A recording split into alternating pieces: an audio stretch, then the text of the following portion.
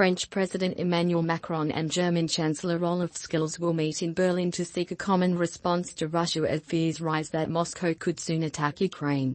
Tuesday's talks in the German capital come a day after Washington put 8,500 troops on heightened alert for possible deployment to Eastern Europe, potentially at very short notice, and other NATO member states move to boost their presence in the region. Keep reading. List of 4 items. List 1 of 4 A simple guide to the Ukraine-Russia crisis. 5 things to know. List 2 of 4 Ukraine-Russia. What is Nord Stream 2, and why is it contentious? List 3 of 4 In a Ukrainian city near Russia, a civilian army prepares for war. List 4 of 4 Russia-Ukraine crisis. Can US sanctions sway Putin's thinking? End of list. Russia has massed some 100,000 troops within reach of Ukraine's border, surrounding its neighbor with forces from the north, east and south. The Kremlin denies planning an invasion, and Moscow cites the Western response as evidence that Russia is the target, not the instigator, of aggression. Here are all the latest updates. 11 minutes ago, 14:09 GMT, what is Nord Stream 2, and why is it contentious? As Western powers attempt to avert a Russian invasion of Ukraine, Nord Stream 2, a long-touted energy infrastructure project that has already driven a wedge between Germany and the United States, could become a key bargaining chip. Read more here. 45 minutes ago, 13:35 GMT, UK will look to contribute to any NATO deployment. PM says the United Kingdom will look to contribute to any NATO deployment if Russia invades Ukraine, Prime Minister Boris Johnson has said. He told Parliament his government would also not hesitate to toughen sanctions on Moscow over the crisis, as he warned Russian President Vladimir Putin against a counterproductive incursion. We cannot bargain away the vision of a Europe whole and free that emerged in those amazing years from 1989 to 1991, Johnson said, referring to the fall of the Berlin Wall and the collapse of the Soviet Union. Healing the division of our continent by the Iron Curtain, we will not reopen that divide by agreeing to overturn the European security order because Russia has placed a gun to Ukraine's head. 1 hour ago, 13:15 GMT, NATO to determine troop posture regarding Ukraine. US official NATO will make all decisions on possible movement of troops amid the ongoing Russia-Ukraine crisis, US Deputy National Security Advisor Jonathan Finer has said. The alliance will make decisions about force posture adjustments, but they are ready to go at a moment's notice when the alliance decides, he told CNN in an interview. 2 hours ago, 12:47 GMT, a simple guide to the Ukraine-Russia crisis as tensions continue to mount. Al Jazeera has prepared a simple explainer on the Ukraine-Russia crisis.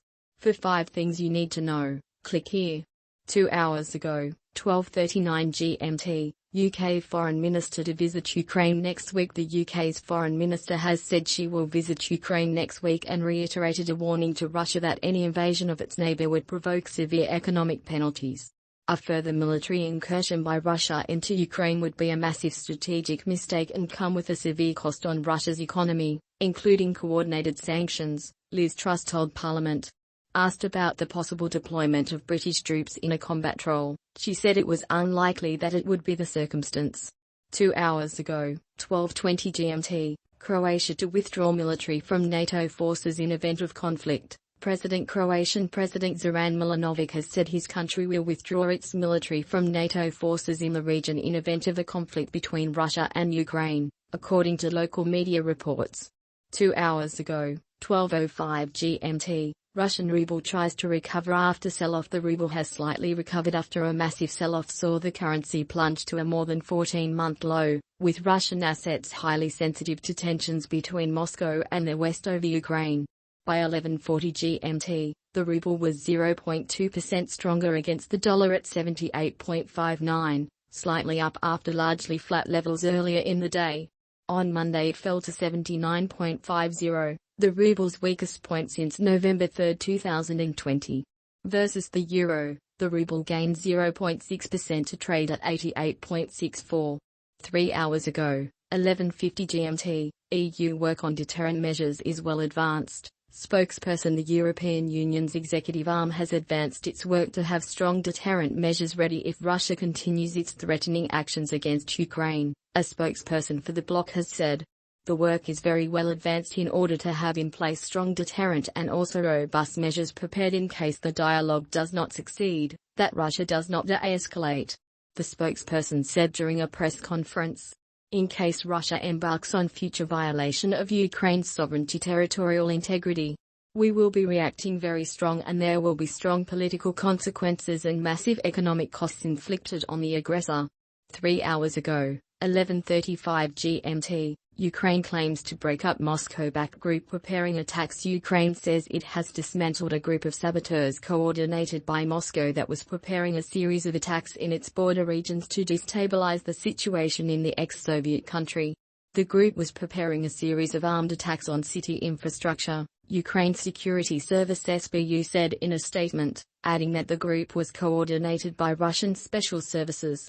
2 soldiers sit near a Ukrainian flag. Russia has repeatedly denied it has any plans to make an incursion into neighboring Ukraine, but Kyiv and its Western allies fear otherwise. File, press service of the 92nd Separate Mechanized Brigade, handout via Reuters, 3 hours ago, 11:13 GMT. UN Refugee Agency says it is ready to help in Ukraine if required. The United Nations Refugee Agency, UNHCR, has said it is keeping a close eye on the Ukraine crisis and is ready to help in case conflict causes a displacement of people. We are calling for calm, for all actors to try to ratchet down the tensions, UNHCR spokesperson Matthew Sormash told a UN briefing. We are talking to partners about contingency plans. We have the ability to move in supplies if needed. 3 hours ago, 11 o'clock GMT, German reaction to crisis concerning Polish PM. Poland's Prime Minister has said he is concerned by Germany's reaction to the crisis, following a report that Berlin is blocking NATO ally Estonia from giving Ukraine military support. I observe with concern the situation in Ukraine and the reactions of our neighbors from Germany in the face of the threat from Russia, Matas Muraiki said in a Facebook post. 4 hours ago, 10:36 GMT, Russia begins combat readiness inspection. Report: Russia has begun combat readiness inspections involving more than 6,000 troops in its southern military district, which borders Ukraine. The state-run RIA Novosti news agency quotes the country's military as saying. 4 hours ago, 10:22 GMT, war with Ukraine unwanted by Russians. Analyst Pavel Felgenhair, a Moscow-based independent defense and military analyst, says the ongoing crisis is creating fear among many Russian citizens. Real confrontation with the West, and a possible war with Ukraine, is not what the people really want, Felgenhair told Al Jazeera from the Russian capital. There is an effective kind of rallying around the flag in a time of crisis, but there is a lot of fear. People are afraid of war. That's obvious, and many hope this is just a kind of high-power state game, that this is brinkmanship and there will be no war. 4 hours ago, 10 o'clock GMT, Kremlin says U.S. actions causing great concern. The Kremlin has said it is Washington's actions over Ukraine with great concern and accused the U.S. of heightening tensions after it put troops on alert to be ready to deploy to Europe if needed.